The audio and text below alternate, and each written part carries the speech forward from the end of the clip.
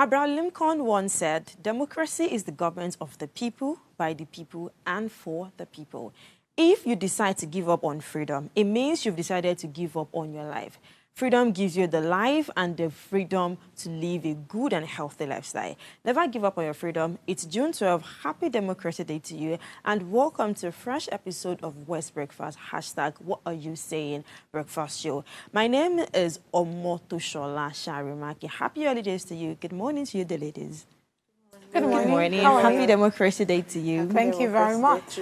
All right, today's program will take a little bit different turn as we'll be having a friend of the house, so to say, an investigative journalist and an author to join us this morning to talk about June 12th Democracy Day. Good morning to you, David.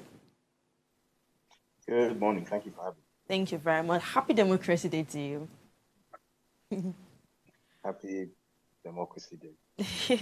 Quickly, we are going to be talking about June 12th, Democracy Day, because today's Democracy Day makes it the 25th that we have been celebrating. Yes, the President of the Federal Republic of Nigeria gave a speech this morning and he highlighted a couple of things. Now, I'd like to talk about Nigeria celebrates Democracy Day as a national holiday. This day commemorates the commencement of the longest continuous civilian rule since Nigeria's independence from the colonial authority in 1960, when the military handed over power to the elected civilian government in 1999. Now, what does June 12 mean to you personally? And what significance do you think it has had on our Nigerian democratic history? So, the emergence of the pro-democracy movement during the Abacha era obviously was a direct offshoot of the election annulment of the June 12 election in 1993. So this is an integral part of Nigerian history. I think anyone who has any kind of interest in the growth and development of Nigerian democracy is aware that the 90s were probably the most pivotal decade in the history of the struggle for Nigeria's democracy. So in that sense, June 12 is like, or was emblematic of the struggle. What I don't necessarily agree with is the idea that the goals and aspirations of the movement that built up around June 12 have been met simply because, as you put it, a civilians in office, the civilian rule. I think there's a difference between civilian rule and democracy. Those two terms do not mean the same thing. So it's entirely possible for a civilian to be in office and yet not be representative of the people that he or she purports to govern. The fact of someone not wearing military uniform doesn't in and of itself make that person a democratic leader. So in that sense, yes, the date June 12 is emblematic to a certain extent of the struggle for democracy. But have the goals and aspirations of the post June 12 movement, which included NADECO, which included many other affiliated organizations and institutions we met. Personally, I don't think so.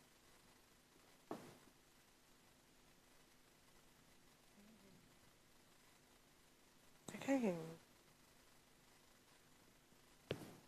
Hello? Yes, can you hear me? Oh, yes, we could hear you. I thought we had a little bit of network issues. So now I was going to ask, listening to the speech of of the president this morning, he talked about how the heroes past fought and struggled for our natural rights and as human beings put on the earth by the divine hands of the Creator. Earlier this week, we went to the streets of Lagos to have a conversation with people on the street, and almost everybody had the opinion that we are still not practicing democracy. Do you by chance have a different opinion, or do you agree with them? I completely agree because this ties in with what I was just saying, that just because there is a civilian in Aso Rock, that does not in and of itself mean that democracy has been enshrined in Nigeria. So what is the definition? The dictionary definition of democracy, as you said, government of the people, which means that the people made a decision to create this government, to create the system of government, and the government represents them. Government for the people, that means the government is acting in the express interests of the people whose mandate it has. and a government by the people, which means that people are actively involved in the government. Where you have a situation like we do, that the very process through which a government comes into office creates all sorts of credibility problems. Where, for example, the person who is purportedly Nigeria's president now still cannot explain how he supposedly won that election. It defies every mathematical model. Even the Independent National Electoral Commission has not been able to show that this was the result, that the result it announced had anything to do with the reality of the ballot choices that were expressed by Nigerians on February 25. So is that government of the people? And then is it government for the people when one, if one is 12 years old and one has a same understanding of how Nigerian politics works, one can very easily tell that the goal of anyone coming into office in Nigeria pretty much is to get theirs. It's to become rich. It's to accumulate wealth. The idea of acting in the general interest, so acting for the public good, isn't a thing that exists in the Nigerian public sector at all. The idea is that government is an avenue for sticking a straw into the national coffers and basically siphoning your share. And then is it government by the people, where there is this huge distance between the government and those who are being governed? Where, so for example, today, where that there have been rumblings about the supposed plan for mass protests or whatnot, you then have the government sending out circulars to the police, or the higher ranks of police sending out circulars across the country to their divisions across the country, police signals that protests must not be allowed to occur at any and every cost. That's a direct quote. If you haven't seen the signal, I have, right? So is that government by the people, where the people are not even allowed to participate in something like something which is part of the process of democracy, which is protest? So in that sense, are we practicing democracy? No. Are we holding elections? Yes. The two are not the same thing. Well, that brings me to the thought of the idea that there's freedom before speech, but not after speech. And what challenges have you faced in your work, particularly when covering political issues? And how can citizens and the media work together to hold the government accountable? Well, obviously, the number one challenge that I've faced is that the Nigerian establishment simply does not want to be challenged. It does not want to hear the truth, and it definitely does not want to act it. As I said, the sole purpose and motivation for coming to public office in Nigeria is to get your own share. The idea is that Nigeria is a cake. It's this huge, everlasting cake. And no one is really bothered about how the cake got there, who baked the cake, what is the size of the cake. Is everybody, it's this Everybody cake sure wants to capable eat in national cake, existence yeah. much longer? Yeah, everybody's job is just get out your fork and your knife and grab as big a share as you possibly can, right? So in that sense, the Nigerian establishment has no interest whatsoever in dealing with truth tellers, in dealing with people who want something to change, in dealing with people who are trying to reform the system. If anything, it sees such people as enemies to be fought against or ants to be crushed and stepped on. That's the posturing of the Nigerian establishment, coming up against the behemoth that does not want to acknowledge that you have a right to challenge it. That as a citizen, the government rather believes that it is the emperor and that it is your job as the subject to basically lie down and take whatever it gives you, that you exist at the other way around. So now we have a situation where, as a journalist, you are basically working within a system where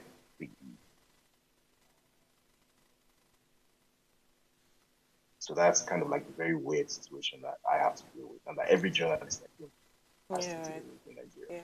Yeah. Okay, so thank you so much, David, for coming. I hear you when you say the Nigerian government doesn't want to listen. So, I mean, the fact that they don't want to listen, what do you think we should do? Let me quickly take us back to history, right?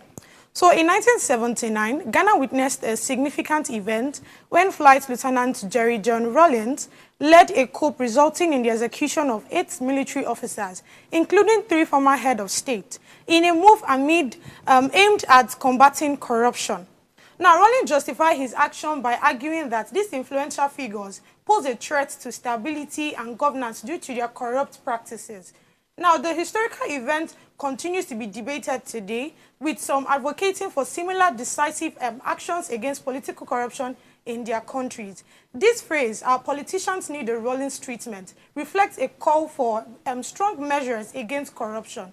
Now, my question is, considering the foundational principle of democracy, which is intended to emphasize the importance of citizens, recent events have not always upheld these ideals. What are your perspectives on this view? Do you believe such extreme measures are justified or effective in addressing corruption in contemporary societies? Society like Nigeria, do you think we should take that up? Are you there?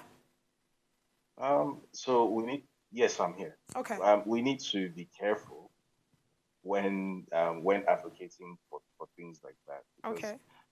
one thing about Africa is that things can go both ways. So on the one hand, it is possible that such a move could lead to some sort of national cleansing, could lead to positive results. It is possible, it has happened. On the other hand, Nigeria has never been that long. Every time there has been a coup, things have got slightly worse or significantly worse. There's never been a time that a coup happened in Nigeria and Nigeria was better off for it. Unfortunately, as far as I'm aware, that has simply never happened. So I think what the citizens should actually be more worried about is that the people who they're advocating for to take over from the corrupt politicians, and those people are the military, soldiers, are those people different?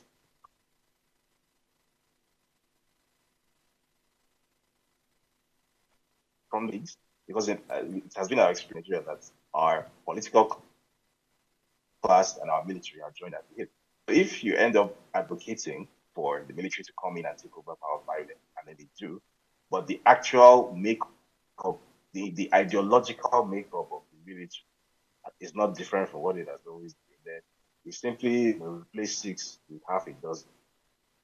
The only difference is that this time half a dozen doesn't even have to pretend to obey court orders or have a Freedom of Information Act, or pretend to listen to the public or to journalists or whatever. You have half a dozen that has full dictatorial power and can shoot you dead without any recourse to justice. So that's why I say we need to be careful about advocating for things like that. The Nigerian military that I know, Nigerian military that still exists, is by no means the sort of institution that I would want personally to take over from a civilian administration in Nigeria. No matter how bad that civilian administration is, I think the military is still significantly worse. So I think until we get to a point where the lower to middle classes in the military, like the lower to middle ranks of the military, which, by the way, is where coups always happen, it's always the middle ranks.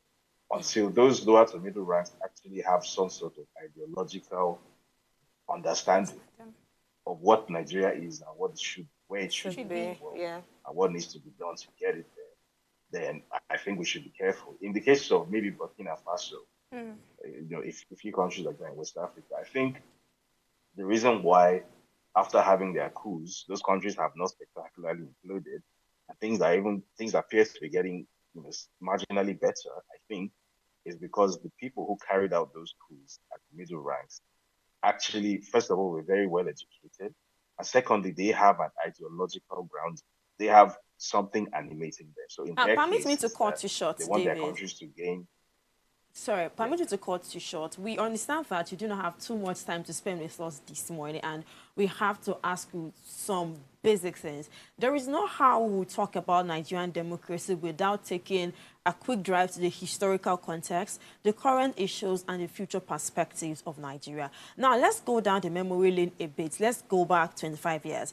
Nigerian democracy has evolved since June 12, 1993 election till now, up until we finally, President Buhari later, okay, let's declare this day public holiday. Today we are celebrating 25th anniversary of Nigerian Democracy Day. Now, what lessons or how do you think, or do I say, what are your hopes and fear for the future of Democracy Day in Nigeria? If people on the streets do not believe we are practicing democracy, they believe we are fronting rather with democracy, but at the back, they are just electing and putting themselves there or forcing themselves on us. So I want you to help us talk about the hopes and fears of the future of democracy before we begin to wrap up. So I guess what I would say my biggest fear is that if things continue along their present trajectory, then people will totally and absolutely lose interest and lose faith in the concept of democracy as we know it. So even though our concept of democracy is very flawed, we reduce it to just holding elections and having elected leaders in place as against people put there by military fiat. It is still there is still some measure of democracy in there, no matter how flawed. There is still something with which to engage. If people completely lose faith in that, and then it becomes the accepted rhetoric across Nigeria that the only way for Nigeria to survive is for a Jerry Rawlings to come in and pull everybody else. Right. What will then happen is that we will tend to, if we're lucky, if we're very lucky, we'll end up with a Murtala Mohammed who might do a couple of good things, but to be a complete hothead who will set everywhere on fire, and then there'll be a counter coup, and then the country will go into chaos. Right. Or if we're not lucky, we end up with another Babangida where the country goes into doldrums for another decade. We don't want that to happen. So my number one fear is that if people are driven to lose faith in a democratic system of government altogether, then where that road leads is not good for all of us, myself. Yeah. Well, to wrap up, David, thank you so much for, giving us insights on Democracy Day. To wrap up, how would you summarize this year's and people's reaction to Tinubu's 1 year in office, to all the policies that are going on right now and cost of living and all of that stuff? How would you wrap up like that idea? What I would say is that what we're seeing is a direct reflection of the fact that the process through which somebody comes into power is as important as being in power itself. So if the process is fraudulent from start to finish, then the method of governance is not going to be any different. So as I said earlier at the start, if democracy is government of the people, for the people, by the people, the people will be invested in it. They will feel represented, they will feel like they are part of it, and they'll feel like their government is acting on their behalf and at their behest. But where it is the case that you have an emperor who rides in without any recourse to what the people actually have to say about it, then you have a situation where people just completely start to tune out, which is what we are seeing. On a final note, what parting shot would you like to leave Nigerians with? What words of advice or words of exhortations or anything, what would you like to leave Nigerians with as we celebrate Democracy Day, the 25th Democracy Day? What I would say is that democracy is like a government budget. You use it or you lose it. So no matter how flawed our democracy is, no matter how limited our version of democracy is, whatever levers with which we still have to engage the system, we still have to use them to the fullest possible extent. Because if we don't, even that little we have, we are going to lose it. Thank you very much, David, for sharing your thoughts with us on the June 12th Democracy Day, 25th June 12th Democracy Day. Thank you for having me. Thank you very much. Do enjoy the rest of your day. Yes, we'll go on a quick break right now to bring to you our Today in History and also the voices on the street about Democracy Day. What is Democracy Day without having to hear from an expert, without having to hear from the people on the street, and without having to tabling it on this table to talk about it? Yes, your comments are well received, your WhatsApp message, your phone calls will all be read right on this table. We'll go on a quick break right now. Stick around. West Breakfast continues in a moment. Insights. I think if if they would allow the tender age rule this country for once, just for once, maybe things might change. Because to me, as at now, this country is going to relegation. They should start implementing whatever it is that is our rights as Nigerians, and once we vote, let it count. You know, so it's not hard now. It's not hard for our vote to count. They just should be upright and do the right thing and save us from this mess of the country. I think we do have a future. I think we should actually come out and speak more and put more effort and not depend on the government. I don't think we have future, but I hope it's still going to be good. To me, democracy is a little bit of craziness. So now the government, we are trying to play us the slang demo of crazy. So they use a little bit of crazy to run us. You understand now? They said power for the people. They didn't say power with the people. So we already know it's not power with us. It's power for us. So use the power for us, over us. I'll speak for myself. I think it's basically we all having like our say and having the freedom of speech and way to like express ourselves, and we can also make decisions for our country, for whoever we believe that is right as an individual. Power to the people, whereby every of your election or whatever counts. If you go and vote, what or who you voted for is going to count, but we are yet to achieve that as a whole and as a country. So the better, the time, or rather, the earlier they do that, whereby your vote is going to count, the better for all of us.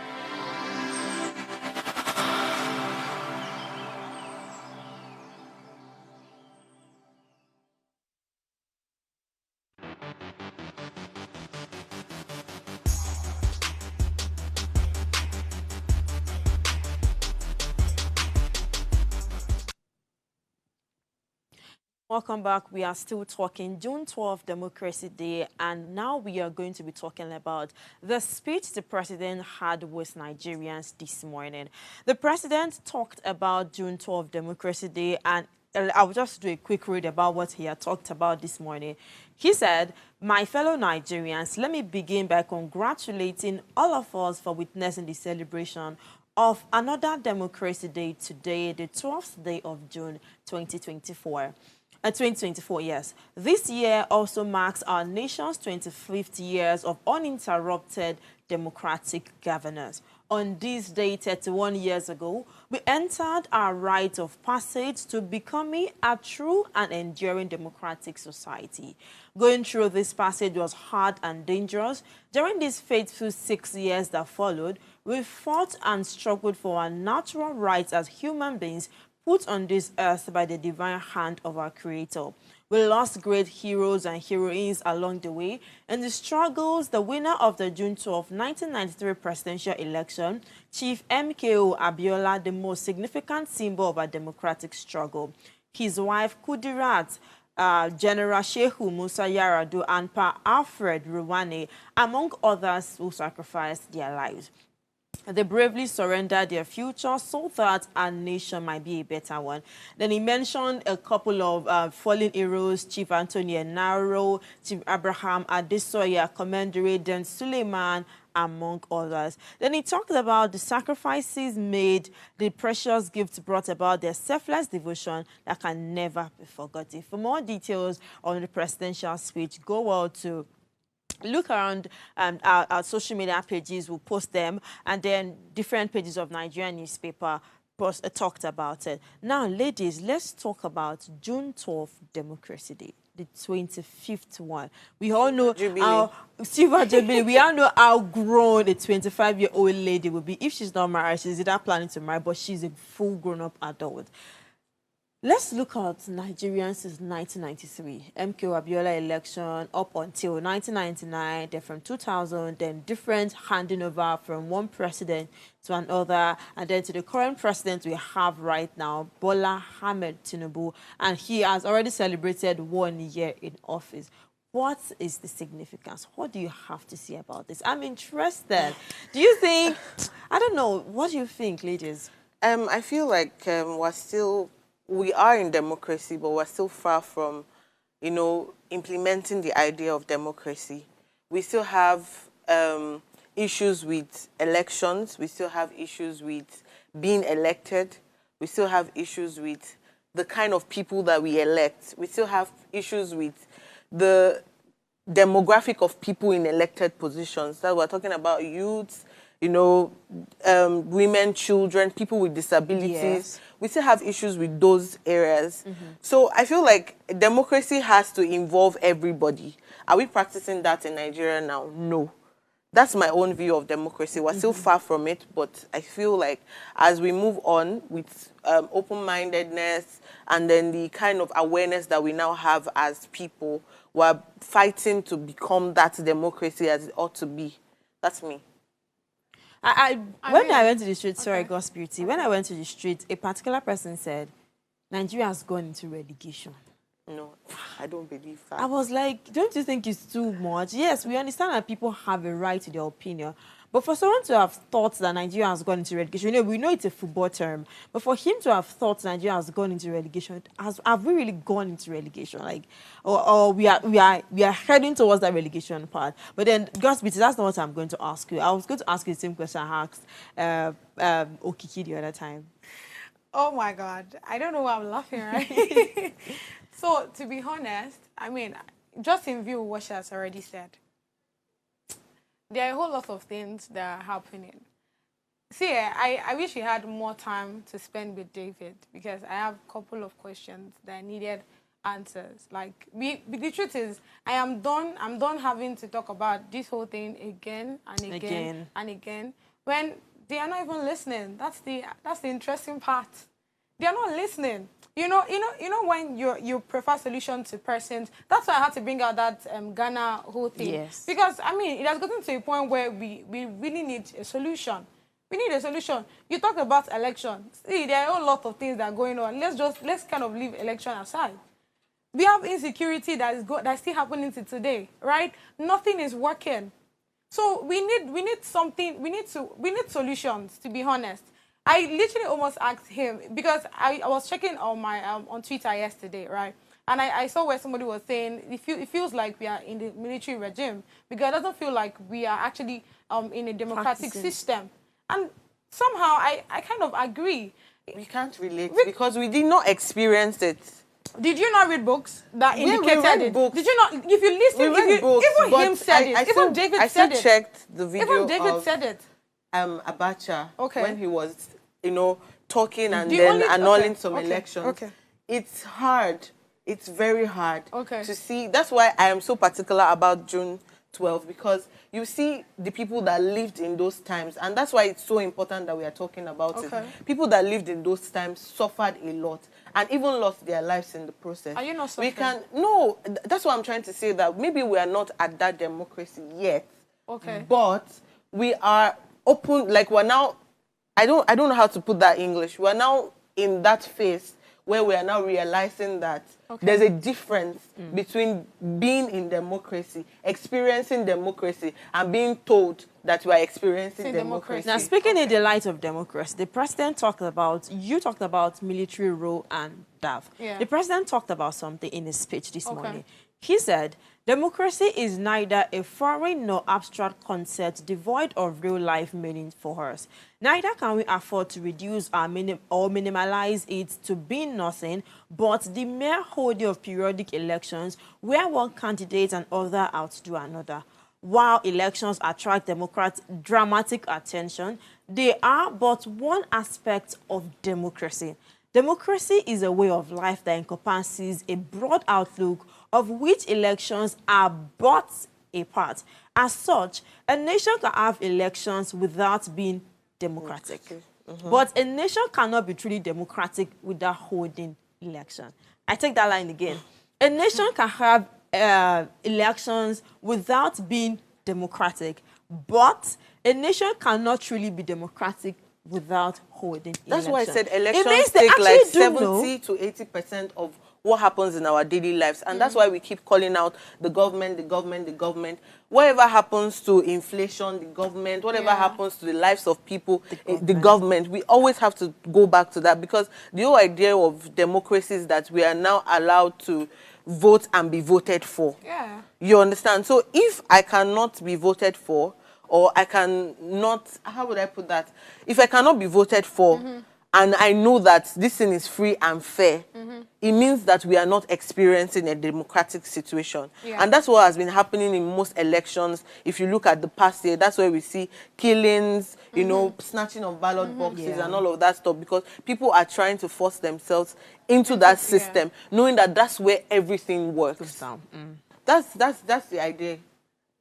No, see, I understand what you're saying, to be honest. No, honestly speaking, right? But I just have an issue with the fact that nothing seems to be working. We keep talking and nothing is happening. To be honest, I just want to be hearing solutions. Like, that's the only thing I want to be hearing right now. So I'm done having conversations around, oh, this is going wrong, this is happening wrong. You're talking about election.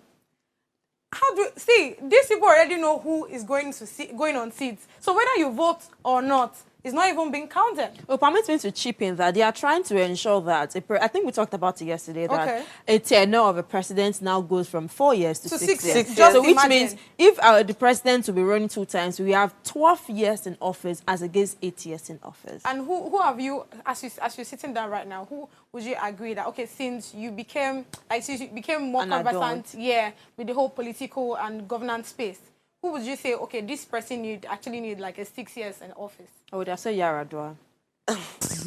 Well, just for the fact that we didn't know how his whole process would have gone, a lot of people praised him for some of the things that he implemented during his time before his death. But we still don't know what would have happened, you know, if he had stayed 6 years. But I believe that 6 years is too long for any government official to stay. There should be yes, whether good or bad, there should be transfer of power, because every 4 years there's a new adult, there's a new demographic, there's a new face, there's a new ideology. You know, there's a new ideology. So all these things should be welcomed by, you know, passing on power. And that's the whole idea of mentoring, you know, godfatherism in the good light and not in the way that a lot of people have put it now. So all those things need to follow themselves. So 6 years for me is just out of place. And then if it's going to be 6 years, then let it be 1 tenure. President enter 6 years, no wala. If we cannot, 6 years, we cannot also enforce 1 tenure, because I might feel that this person has done me so much good that I want to vote this person again. So it means that I have said I will grant you, with my 1 vote, I will grant you 12 years of, you know, staying in that position. That's why we should just stick to the 4 years. Let's stick to the 4 years for each tenure. I think that works. And you see, this just takes me back to, we are talking about very irrelevant thing. Sorry to say, because I mean, there are a whole lot of things going on. Did you read your news where there's still a back and forth of the 62,000 naira minimum wage? Minimum wage, yes. There are a whole lot going on. But it's still resting on the government. It's still, yes, all these things, I always believe that all these things are sort of distractions.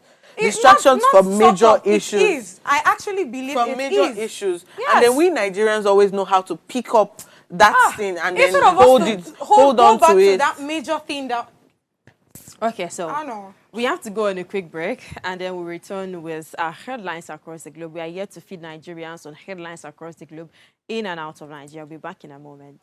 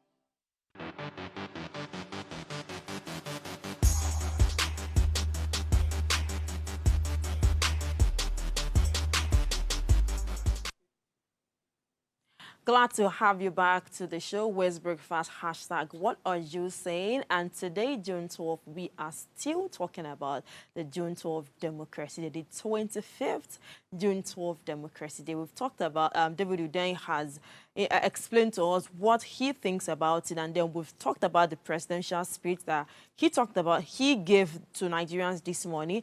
Now we are going to headlines across the globe to read out some of the stories that popped up on the different pages of the Nigerian newspaper and outside Nigeria. From the Vanguard newspaper, a lot of headlines are here saying, read me, read me, read me. And yes, I'll be reading them to you, our listeners and viewers. From the major headline here says, on the June 12 election, Democracy Day public holidays. And there is a picture of Shetima, among others. And right after, June 12, current challenges being used to impair democracy, says Bola Ahmed Tinubu. Right under, it says it's time to build nation where every voice is heard. It's also said cities empower democracy yet to deliver prosperity. Right at the top corner of the Vanguard newspaper, the story here says why Nigerian startups are struggling. From the health sector, cholera outbreak, 5 dies, 60 hospitalized in Lagos. Right beside it from the foreign, saying why foreign investment aren't driving economic development in Nigeria, says Mohalu. Then Jonathan to Tinubu, build democracy that reduces friction. Then below at the bottom line of the Vanguard newspaper, please military attitude to banditry frustrating, says Zamfara government. Just under, Rivers Court did not declare 25 lawmakers PDP members. Then from refinery, Dangote refinery postpones commencement of petrol supply to July. 24 senators without bills not only yardstick for accessing lawmakers, Labour Party among others. And the most catchy attention headline for me rather this morning is, I want to deviate a little bit from the June 12 conversation, is cholera outbreak. 5 dies, 60 hospitalized in Lagos Island, to be precise. I read the story last night, and it said it was in Lagos Island, Etiosa, Ikorodu, and a couple places. Now, I want us to just talk a bit about cholera itself. We know that cholera is not like we're treating malaria. Yes, it's not like a very, very serious, it's not like the likes of COVID-19 or the likes of Ebola virus or something, but we should also still talk about cholera outbreak. So I was going to be talking about the causes of cholera outbreak and how we can prevent or ensure that we do not catch cholera consciously or unconsciously, because at the moment, 60 people have been hospitalized and 5 persons have died. Now, out of the major causes of cholera outbreak, we have inadequate access to clean water and sanitation facilities, which then can now lead to bad food, mosquitoes, and all of that. So if you're listening to me or watching me right now, avoid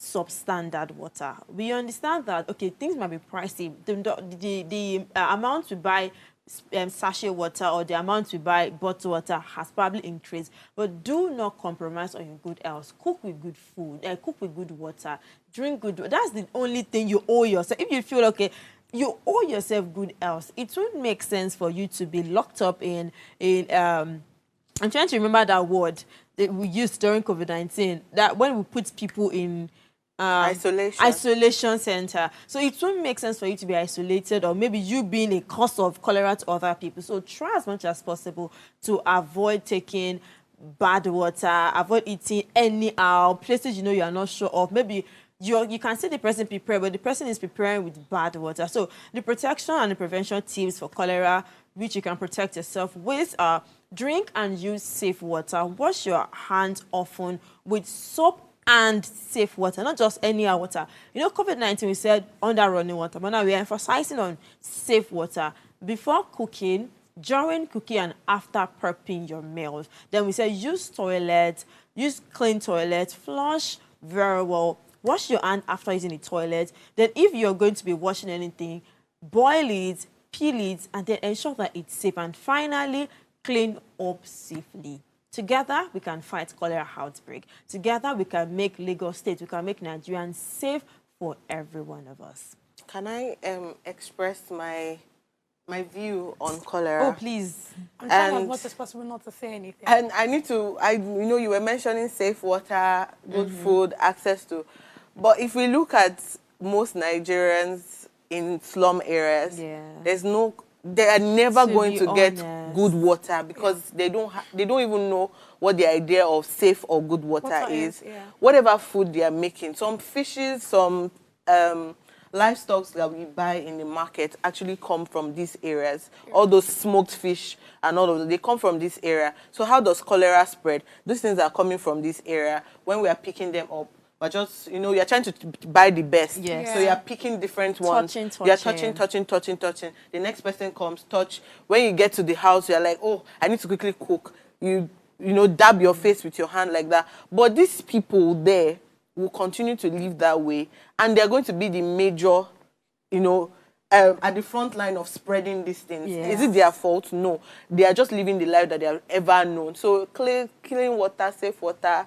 Okay, let me just talk about that. Clean water, safe water. We understand that in some parts of Lagos, they are still living in the slums and water. Yeah. But when you buy the fish from the market, the best thing you can for yourself is to boil inside hot water and maybe salt. How many Nigerians? I think we Nigerians should inculcate that culture. I'm a lover of bottled water. Even bottled water. You know, in recent years, there's been investigations with bottled water companies where you now see that, no, there's no NAFDAC number, but they are bottling tap water. And this tap water, by the time you check the pH level of this water, they're not even good for human consumption. So if you are saying let's buy pure water, let's buy bottled water. Pure water also has, the nylon used to make pure water also has its own, you know, chemical, you know, implication. Yeah. Let's not dwell too much on the cholera thing. We understand that we cannot be too, because the moment you're trying to be safe for yourself, another person is trying to put more problem. But try as much as possible to ensure that from your own end, when you buy fish from the market, boil with hot water before putting in your meal. When you buy some things you're not sure, there are times I go to the market and I'm seeing worms on the dry fish. I'm just seeing them, you know. The best I can do for myself at the moment is pour it inside hot water. They will definitely die in the hot water. Or maybe avoid. Don't even buy it at all. If possible, I won't say avoid because it's a source of livelihood to some people. Yes, but then let's go to other pages. Taking you into the Guardian newspaper, the headline reads, Hope Betrayed at 31. Citizens in dire straits still in search of democratic ideals and dividends. And below that, we have, I understand our economic difficulties. You don't. Article, others tell Tinubu. Beside that, we have another story that says, Labour rules out timeline for new minimum wage. Expect 6 figures. Below that, we have council autonomy. Afenifere says, Tinubu playing to the gallery. Suits diversionary, hypocritical, yes. And below that, we have Truth Under Fire, the multi-front assault on facts during the 2023 general election. That's on the news analysis page. Beside that, we have Nigeria's debt servicing GOP's $2.2 billion in 5 months. Federal government needs 15 trillion naira to execute 260 road projects, says Umahi. And the last one here says, Kaduna pardons 110 convicts to mark Democracy Day. The story that catches my attention the most is the Kaduna pardoning 110 convicts to mark Democracy Day. What is the nature? I would like to know, what is the nature of their offenses? What have they done? And I've noticed that most of these pardons usually come from the north. We have the Boko Harams, and then they say they are repentant Boko Haram soldiers, and then they are trying to rehabilitate them and put them back into the society. While I have biased view of those ideas, I still feel like most of the time all these things come from the north. Is it an idea that, okay, now there is democracy, another move to open this whole thing and then release criminals? Or why is it always 110 people? 110 people. What did they do before you freed them? It's part of democracy, and democracy means keeping your people safe. You understand? There's going to be the good, the bad, the ugly, But why is there 110 people being Kiki, free on for the Democracy flip Day? side, the governor of a state or the president of a state has the right to grant pardon to some people. And I think they oftentimes grant pardon to not hardened criminals, like those one or two with minor offenses, and maybe they're almost done spending their jail term in office. In the prison, correctional centers, not prison, correctional centers. But granting 110 people, I'm not trying to be ethnic biased or northeast or southwest biased right now, but it oftentimes comes from the north. Are we saying they are the ones that don't drink? I'm trying to remember the name of Isbo or something. They don't allow drinking of alcohol. Yes, they're collecting revenue from alcohol. They don't allow this. So they are literally arresting people at every given time. You release Boko Haram, you say they are repentant. You hand them back to the military. Is that how it works? Not just the military, back into the society. I'm not sure about my the people military. My people will say, it can never leave a mad person. It will still remain small atoms of madness. Yeah. So it can never leave a hardened criminal. It can never leave a Boko Haram. That's someone that is used that's to why bombing I was people. mentioning that before you pardon somebody and say, what do you consider? What are the things that you have done to ensure that this person going back into the society is not going to cause harm? This person going back into the society. You know, we talked about maybe, I think on the flip side is about the stigmatization of ex-convicts. Yes. But in the real sense, how safe am I to know that somebody has been pardoned, got out, but is not, remorseful of his crime? God's beauty. Let's take a flight to the foreign scene. Well, I'm tired. Okay, so here with me is the New York Times newspaper. At the right side of the newspaper, we have Macron takes huge gamble after setback. He calls for early vote amid rise of far right. Next to that, Security Council adopts United States plan for a ceasefire, but challenges loom. Visiting Mid-East, Blink pushes deal between Israel and Hamas.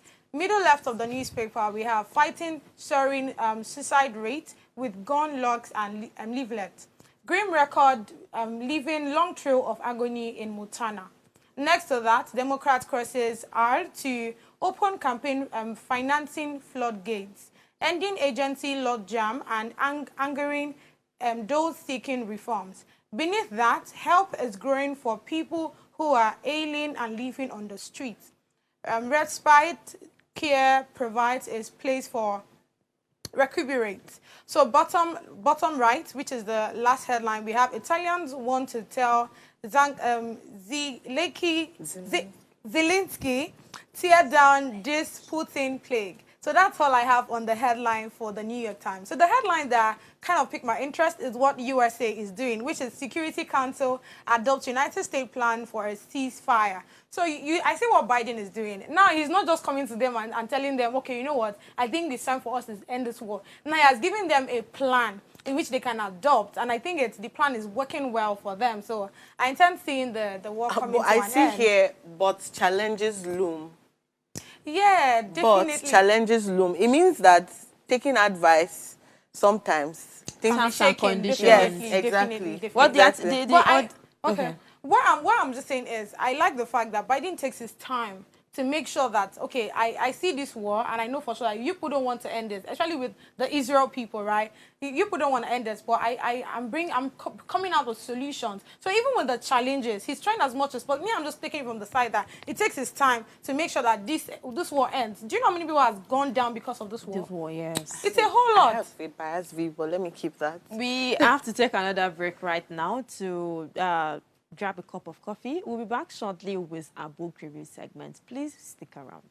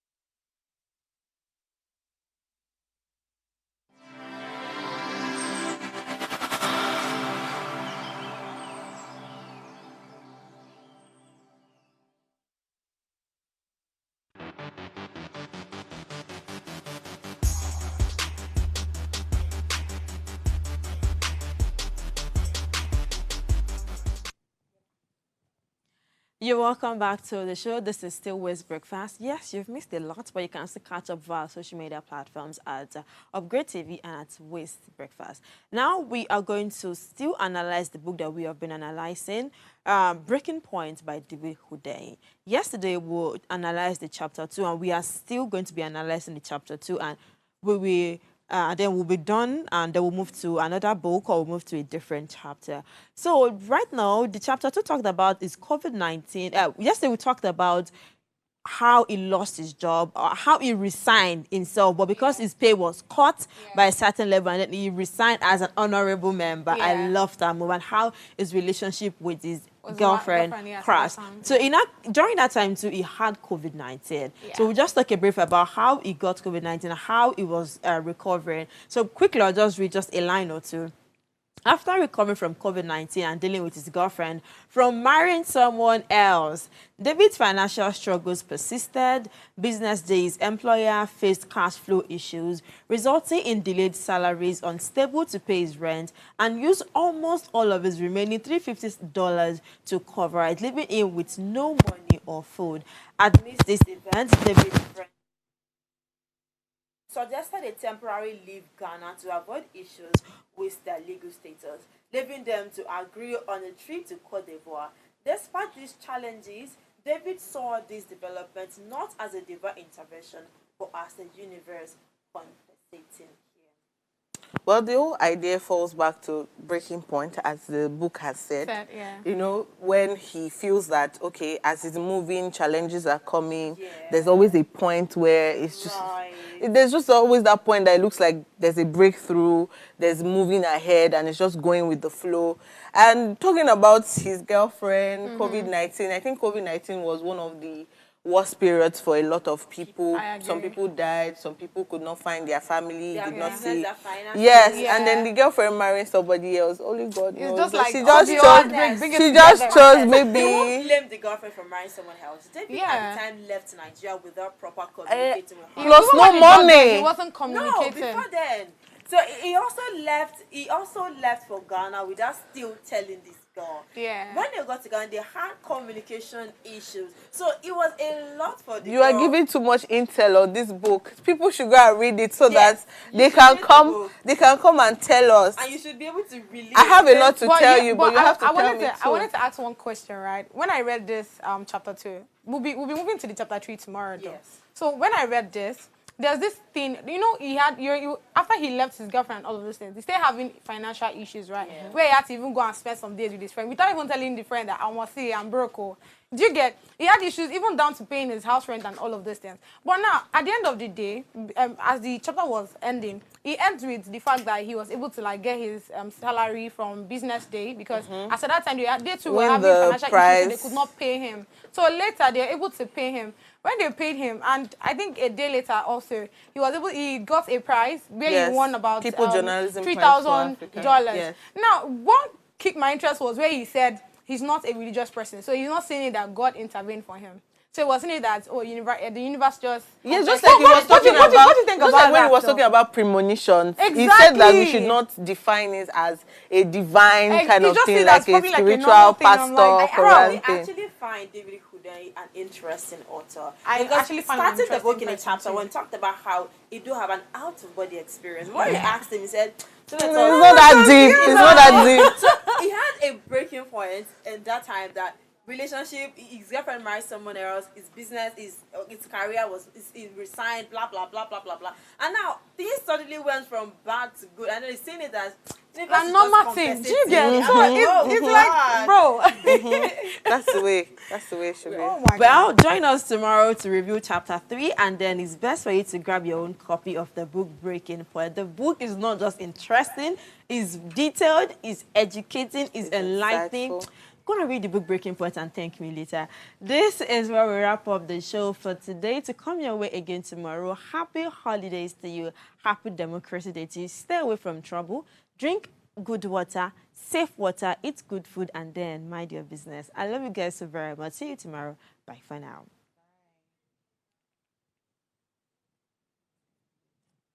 So